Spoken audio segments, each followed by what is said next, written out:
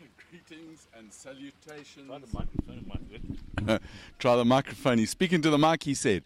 Greetings and salutations and welcome to episode 66 of Hola. Waved Yellow. Hola, everybody. Hi there. Welcome. Colin? Gary, 60 Afternoon. Are you well? frickin' 6 episodes of putting up with your Yeah. Behave Stuff. it. Otherwise, I'll bring out the jingle jar again. What jingle jar, huh? You bring the jingle one, I'll bring the jangle. Okay, cool. Welcome. It's a lovely summer's evening in Joburg. Finally, the rain has gone away somewhere, and which is fantastic, Gary, so that normal Joburg roads can revert to potholes and all the rest of it. I thought that we were supposed to... potholes. There are so many potholes around. I'm thinking of getting myself one of those big, those very high-rise things that they're going to have this show in Joburg, Monster Truck. Monster Truck. With those damn big But tires. the cool thing about that, Gary, is you'll be able to drive over all the... I nearly said arseholes, but all the people in their You cars said on arseholes. Well done. in their phone. On their phone, in the cars, in the traffic, and Joburg roads, unbelievable. So, what's been happening, Bruce? Just a quick one. Is somebody there? Yeah, Charles online. No. I want to know, Charles, are you back in the country? No, buonasera, senor. Have you got Come another? over. Have you got another toy, or do you just go shopping for clothing? No, Gary. I know some things, but I think I'll shut up. Okay. Charles, I hope it's done and ready to pack in the container and bring. By now, Gary, it's an open secret he went shopping for a car. No, okay. Well, now it's an open secret. So welcome, Charles. Enjoy the pasta and the other things in Italy.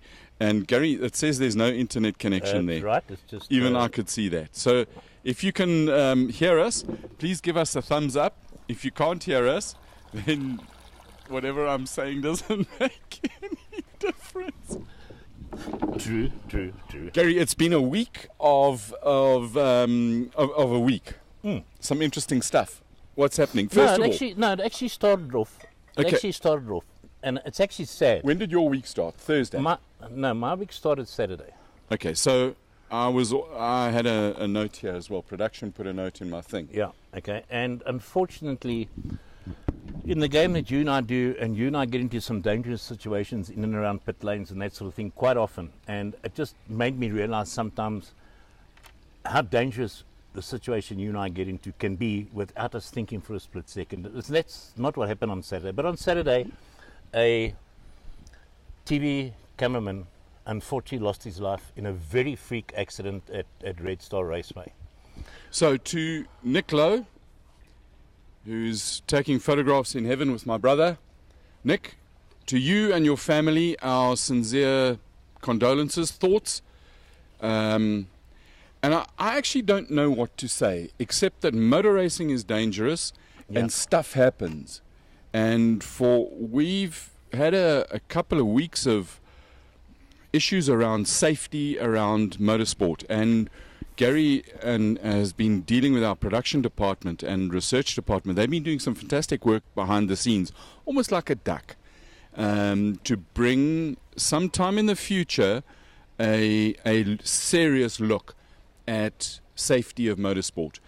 What I want to say is, apart from the human reaching out and feeling that I have for Nick's family and friends and the drivers involved. But not only that, also the rest of the crew that was working with him. Yes. I've never seen guys so shaken and so things. So to all of the crew, to Dave Peterson and everybody out there, our hearts are with you guys. We can't do much. But we're thinking of you. To all the drivers that were involved in that, guys, have faith and let's see you back in a racetrack again, because I think Nick Lowe would want you to be there. Gary, look, motor racing is dangerous, and everybody who goes into a track, and I'm not making light of anything. Believe me, motor racing is dangerous, and when we walk into the gates of a racetrack, we need to be ready to move forward. Correct. Right. Correct. So let's move forward. Because I saw that you've got dust in your eyes. Yeah. And I appreciate that, Brew, because We're a family. Motor racing's a family. Even the guys who sometimes don't like us, we're still a family. We stick together, and because why? Because petrol rules and electric. Well, the way that the things are going with the government today and things like that, Gary, I we mean, don't do politics. The I politicians. think it's time to get Do you know an what I electric car. Yeah. I think I thought you were going to say an electric chair for politicians. What No, I think we electric should car. have is a benevolent dictatorship, Okay. We're not going to politics. Here we go. tempered by the odd assassination. So you want a super strong guy who decides the rules. Think NASCAR and Bull France. And in terms of absolute rules, if you don't like it, take your swamis and duck. And if every now and then he must just be super scared because he's going to get ousted. So Gary, what was Yeah, it was. And then- Daytona 500? Frickin' 100. How was that thing in the last? Well, I what don't is it, know Was it the because- last 10 laps? Hello, Supersport. You lie. You said you were going to flight NASCAR, but you lied. I just want to put there. Hi, my name is Colin, and officially, I think Supersport sucks. Right, I've got that See, off my guys, shoulder. you got it. Anybody else think Supersport sucks? I mean, there must be 12 million But of then you out there. they probably showed a repeat and was edited No, they right didn't. down to nothing. No, it didn't. No. Oh, okay. But do you know what? Streaming rules. And when you when you go there, here, and there, and everywhere. So Demi Hamlin wins, and Joe Gibbs Racing comes 1, 2, and 3, which is actually quite, talking about deaths in motorsport. Yeah. One of the Gibbs brothers died a week and a half ago, and then Daytona 500 comes along and their cars come 1, 2, 3. Like Gary. So That's like freaky. so you got Fords in one camp now, and every other manufacturer in another camp, and they're all going to have a look at one another. No, but they were, because now the Ford started ganging up, and they understand that in my hands free. These guys run 320 k's an hour. We got to talk proper speed, Yeah. because when you talk 200 miles an hour, people think, not so fast. 320 k's an hour, too wide. They're next to each other. These cars are big. There's a whole lot of aero work that goes on in the car, and the car in the front handles differently to the car that's sitting in the stream. So the Fords all gang up together, and then the Toyotas and the Chevrolets started working together as well. And anyway, bottom line, Toyotas 1, 2, 3. That's At last, somebody out there, a couple of guys agree with you. I mean, you know, you got Gary, it's going to start raining. Somebody agreed with me. Macman Sullivan says true, Colin, and then Greg Charman says Daytona 500 is simply brilliant. Greg, thanks for the updates and all the rest of it. I found that stream, but then it bombed out, and then I went to sleep. I had an involuntary closure of the eyes. I get one of those too. It's because you're old, Gary. Yeah, and then the guys from MG Club Northern Centre, they agree with Colin as well. So Thanks, guys. You got a couple of guys on your side this weekend. I'm hoping this is the Supersport. You know, and I hate saying that, I reached out to them. I tweeted them because I found a thing that said, oh, for sure, NASCAR's on. When you type in their search thing and you search for NASCAR, it comes up the dwarves of Madagascar and some cock like that. It's unbelievable. Anyway, thanks for the message, Supersport. Anybody at Supersport? Thanks for the message you're giving us. We will look for streaming options, and basically, we know that we are not Supersport's number one fan, or Supersport's not. Family show. It's one finger. Is it spring loaded? So, Supersport. Okay, now let's get on with. Come, okay, fine. Now listen. Okay, so we went to. Can't help myself, Gary. That was Daytona. We went it was to Daytona. unfrickin' believable. Yes, and I thought that crash. What's it? 10 laps from the end that just about took out the whole front of the field. Oh, you except mean in for the first there was two a cars. crash so it ran super clean. Like, this is super crazy. It's all clean, and then there's a crash and a crash and a crash and a crash and destruction of note. At which, the reason they are the crashes is that guys are keen to win this thing. Yeah. And they take a little bit of chances, and they move, and the cars are moving around, and you know, anybody who says driving around an oval is easy is a bit of a doofus and dwarf. But well, sorry. Bit of a doff doofus. I didn't mean to. Oh, you keep Gary, going, you both know me. mentioned, yeah. I've got an opinion. Yeah. So well, that was that. listen- Then Monday came along, and then what happened? And then something called practicing started. No, it's not practicing. No. Okay. What is it, Gary? You know the terminology. Okay, a couple of guys with wings and slicks we- appeared in some track in the Gary, middle of, we in the middle of spoke- Spain, We spoke and they about went this. testing. Yes. And then the whole world gets excited because Ferrari goes fasterest. And then today I get excited because Kimi! Alpha went fasterest. And how much does that speed count? What is the significance of it? Absolutely zip. But what I'm impressed with is the amount of laps that some of the teams have been putting in on a day. Like Williams. Yeah. They did, how many laps they do? Spring loaded again. you talk about that. I've actually got it up here right now. Let me see what they did. Like 3. I don't know. They eventually It's hit the halfway through the- yeah. track this afternoon. And they've got a brand new Rocket Mobile. Mm. This has got to be the worst advert for Rocket Mobile ever in the history of the world. Yes, they get a whole lot of mentions, but all their mentions are around Williams who couldn't. Can you imagine going to supper at Williams and they say, guys, supper starts at 6 on Tuesday. And then eventually, sort of Friday lunchtime, they come out with a hamburger. So I laugh because it's so freaking tragic. And what else can you say? Paddy Lowe must be pooping in his pants and worried about his future in life. But Gary, I want to talk about testing just for a bit. Can I? Yes, with pleasure. Is there anything else what news that happened and stuff and? Well, let's stick to the F1 side first, and then we'll start. No, this is just general in testing. Okay, let's stick that, and I'll keep what the South African boys are up to after that, because some of them have also been testing. But let's leave the South African boys out of it for now, and let's stick to what we know over there. Because our research department, they worked for a week, and what did they come up with? I don't know if you can see this. It starts here and it ends there. That is the sum of our research department. I think they need to be fired.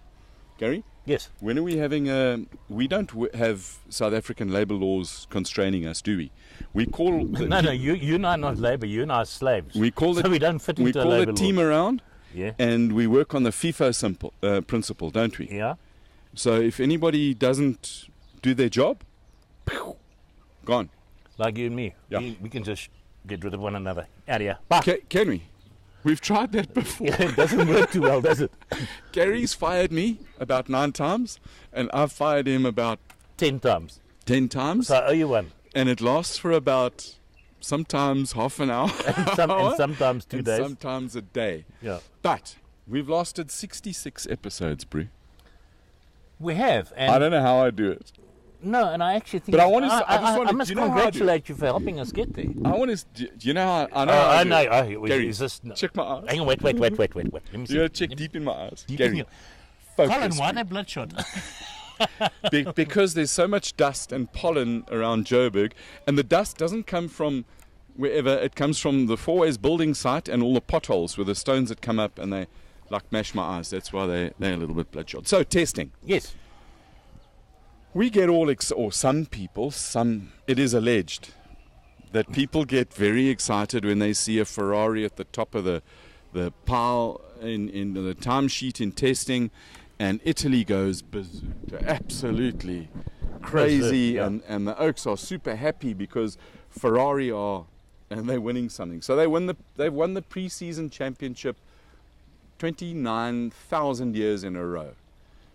But the stopwatch in testing counts for nothing. Or Really? Pre-season testing. In testing, Okay. except and when I say the stopwatch, the ultimate fostererness of the ranking Yeah. doesn't count for much. So let's have a look at what testing is about and why you want to test.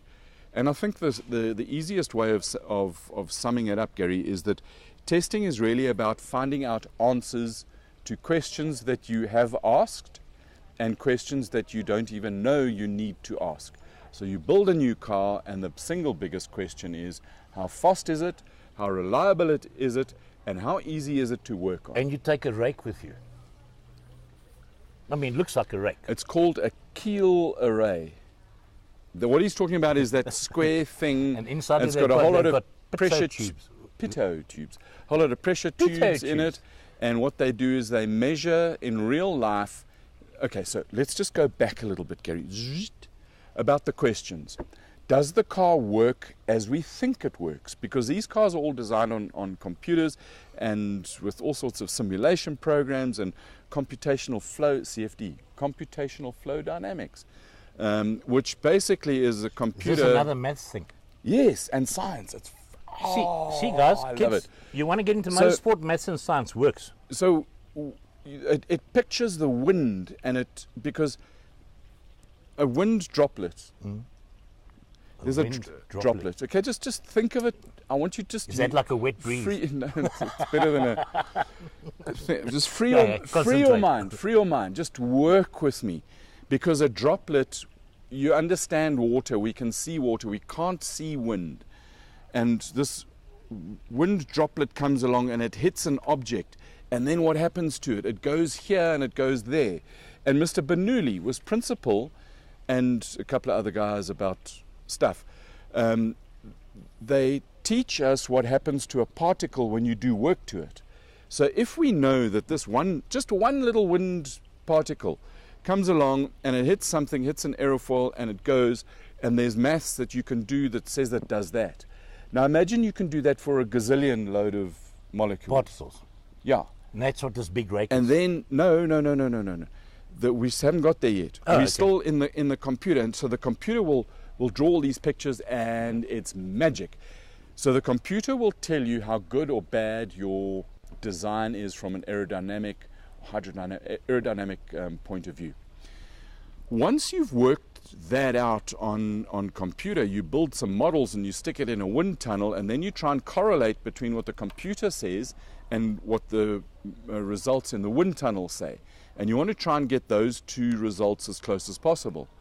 Then the third part of a triangle, because there's always triangles are better than anything. So the third part of that triangle is when you put the car on the track. Yeah. And you say, I designed it like this, I tested it in the wind tunnel like that, and these two kind of agree. Mm-hmm.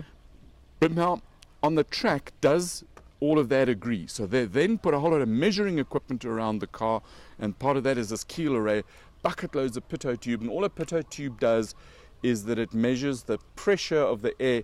It's effectively, if you took a pen, my Michelin pen, and the label wore off, Yeah. It looks like a pen. It's got a hole in the front, and if the air's coming this way, it looks at the air going inside and the pressure that it's got there, and it references, if you have one pitot tube here and another one here, it just compares the two pressures, and that gives you an idea of what the air is flowing like that. So they've got a whole bucket load of these things.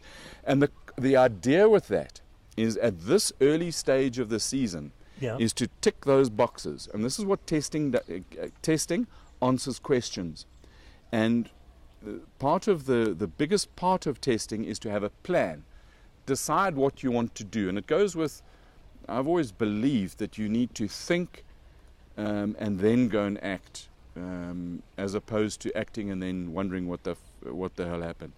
So part of their plan would be, during this testing, is to verify that the wind tunnel data ties in with the racetrack data, which ties in with the computer data. So that's what part of the plan in these initial days is. The other part of and just going back into any testing plan, you've got to have a reason for going to test. What do you want to do, apart from just drive around in a race car? And then you've got to set a few priorities and say, right, I want to learn about this car, and let's just break it down into maybe G&H Transport extreme supercar racing. So you bring in a new car from Italy, and it might be an Audi. It might be a Bentley. Bentley. I like Bentley. Or it might be a Ferrari 488. I doubt it, No. but it might be an Audi. Yeah, but we can start at A and go to Z. Okay, so let's Like start a at Zonda. Let's start. Okay, so you bring in this Zonda, and it's a GT3 Zonda, and you now take it out of the box. You go to the racetrack, and you're super keen. You want to go and drive it, but in testing, what is the plan? Right, I want to learn how the car operates. I want to know my tire pressures. In fact, let's go a little bit further than let's simplify it. You've already bought your Aston Martin from England, and you've got a setup sheet. Now you want to verify, does the setup sheet work here? So you know most of the work's done in a workshop, where you've set the car up, it's square, it's straight, the corner weights are lacquer, the wheel alignment's done, and it runs and all the fluid's there. So basically when you get to the track, you take it off and you go. You can always see at Swartkorps on a Wednesday afternoon, the oaks who've done their homework and the oaks who haven't, because they're still working on the car there. If you're working on the car at the track, you're screwed. Go back, finish your work in the workshop, and I say this I've done this before, Gary. I've arrived at the track and spent the whole day working on a car and gone nowhere slowly. So the idea is, what does this car do? So we're going to have a plan, and we write the plan down. So what you need is a notebook and a pen, if you in its simplest format. And you say, I'm going to go and do 5 laps. I'm going to warm the car up. And then I'm going to come into the pits and just check that the systems are okay. Then I'm going to go out and I want to see what the rise in tire pressure is from cold to hot. So you're finding out answers. Okay. And you're writing everything down. So you need a reason for going to test, so you're going to learn about the car. And then your priorities. So what is it that you want to do? I want to learn about tires. I want to learn about springs. What is the difference in when I change the rake of the car, drop the front of the car, raise the back, then I also want to have a procedure. How am I going to do things? And generally, you've got a team of people around you, and you've got to have the people to do the thing, and you've got to have the parts. If you want but you've got to have people with a bit of this stuff, hopefully. Gary, not so much being clever, but just have common sense and ability to follow a plan. And when you're testing, so you're learning you've asked the car, you've asked yourself a lot of questions, you want these answers, and then for instance you might say, I want to make this car quicker through a sequence of corners at Swartkorps. And let's take corner 1, 2 and 3. Yeah. Okay. And the reason I say 1, 2 and 3 is that they are 3 different-ish corners. One is a fast left that goes into a hard braking zone for a very tight right, where you've got to get the power on, you've got to wait and get the power on. And 3 is a very high aero load corner that is high speed. So your objective might be to get those 3 sequences of corners a lot better. So then typically what happens is that oaks say, right, well, there's my plan. I've got my plan, get in there and pummel, and then come in and make 5 changes. Well, you can't, if you go faster, which one worked? You don't know. You make backward changes or frontward changes? So you don't. So when you're testing, you're making 1 change at a time. And I recall I learned a bucket load of testing when Nissan were running the Super Touring Primera, and they came out to Kyalami with Michelin. And they had 3 containers, 40-foot containers of tires, and they drove around and around for 9 days. Until the container got empty? Yeah. Or used? And it was out, warm up, flying, in. One change. And again, and again, and again. And so you build up, when you're writing all your changes down and writing the effects, you end up building up, and we spoke about NASCAR, they say that talking about the book. So you build up this book of knowledge, and you say that when I run this car at Port Elizabeth, and I run a little bit, maybe 2 millimeters more toe out at Port Elizabeth, I get better turn through the Chevy sweep. Okay. So now you made a note of that. Now next time you go back to Port Elizabeth, a point of reference, and you say, hey, my car's not turning through Chevy sweep, you can go back and read your notes, and you see, we put some toe out, and it worked better. Okay. So that's why every single thing you write down. And the thing from a driver's point of view it's not about lap time. Unless you McLaren, who have come off such a dismal year that they have to prove to their new investors and to the team and to themselves that they're quick. Who knows what fuel load they're running? Who knows what tricks they're doing? Because these cars in testing are not scrutineered.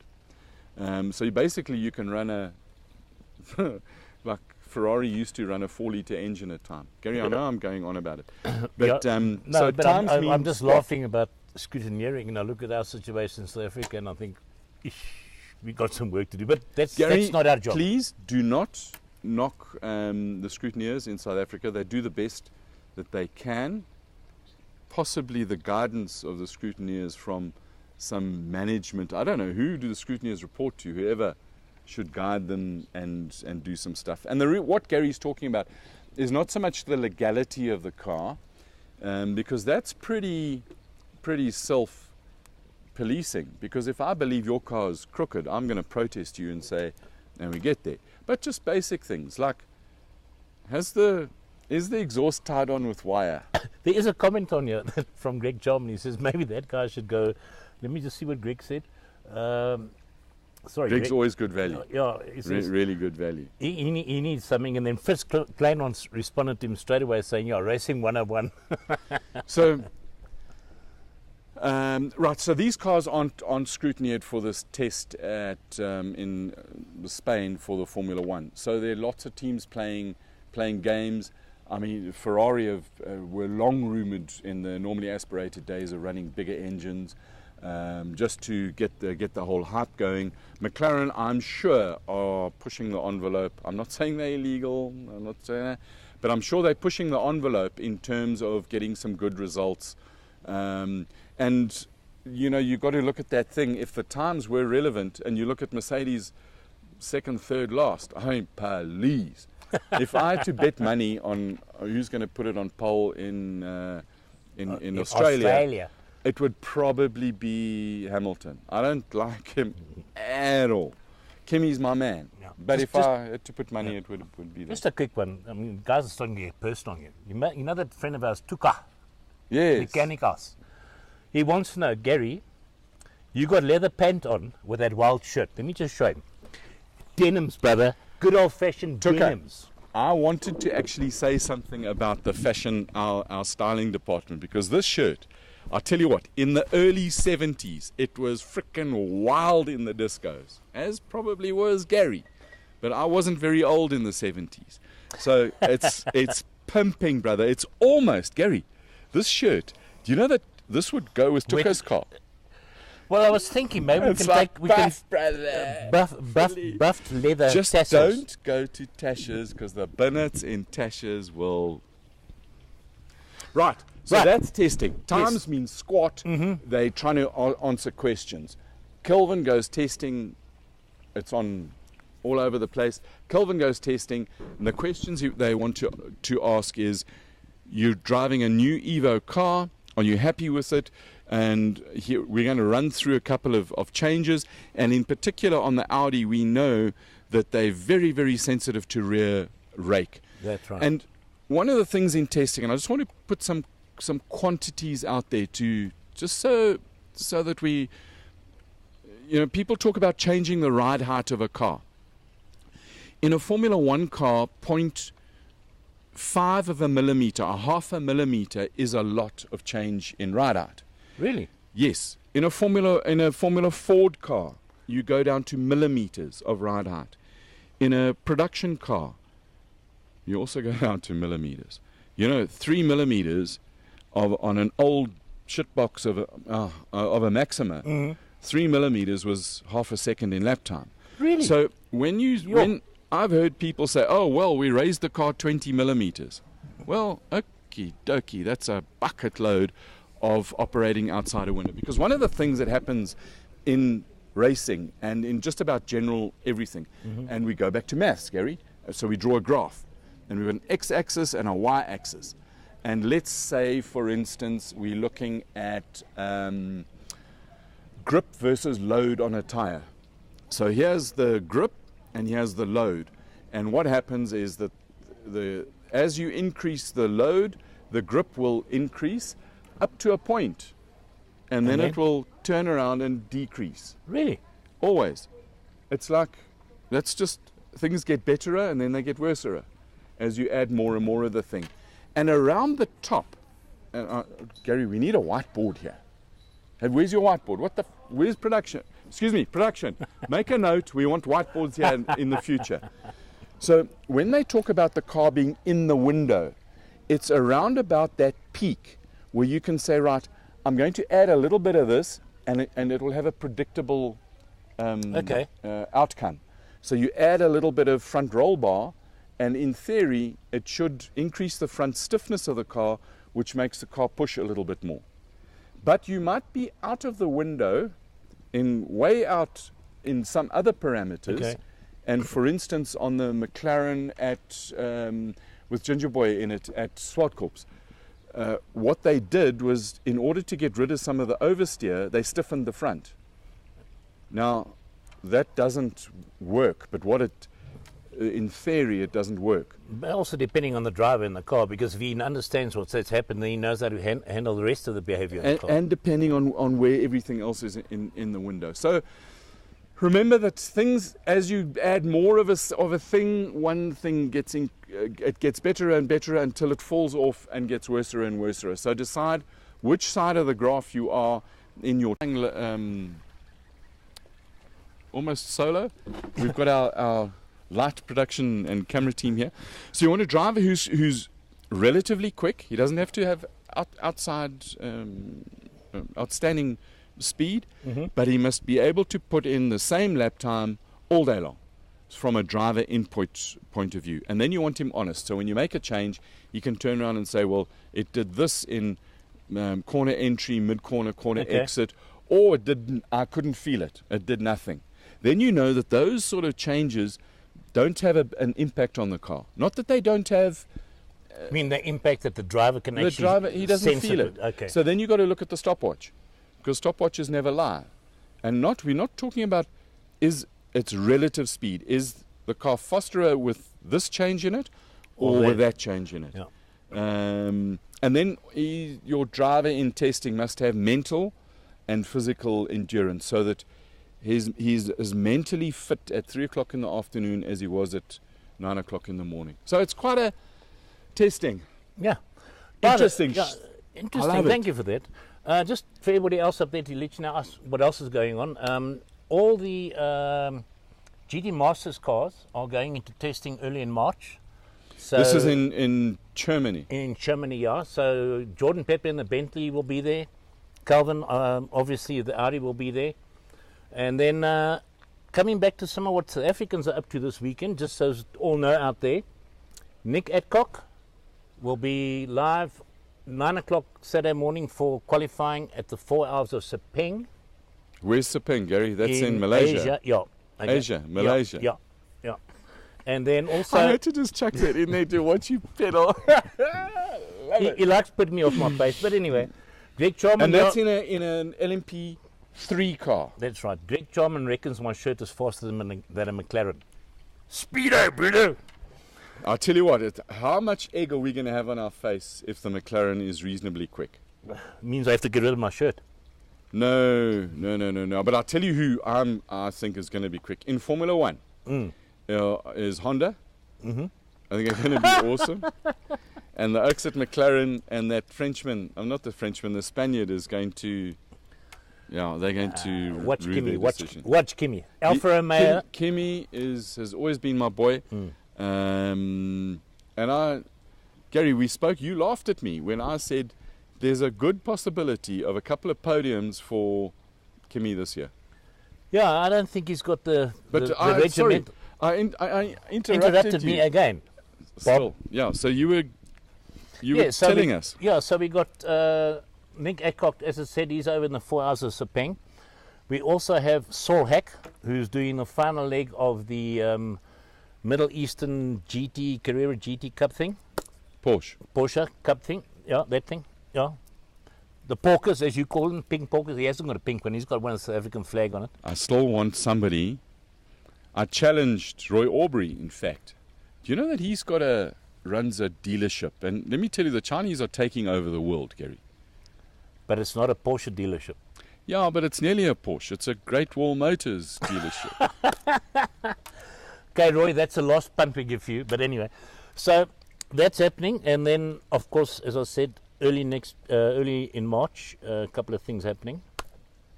Of course, we And everything else will be going down, making our way down towards Cape Town on the 15th and 16th of March. I'm looking forward to that. Eh?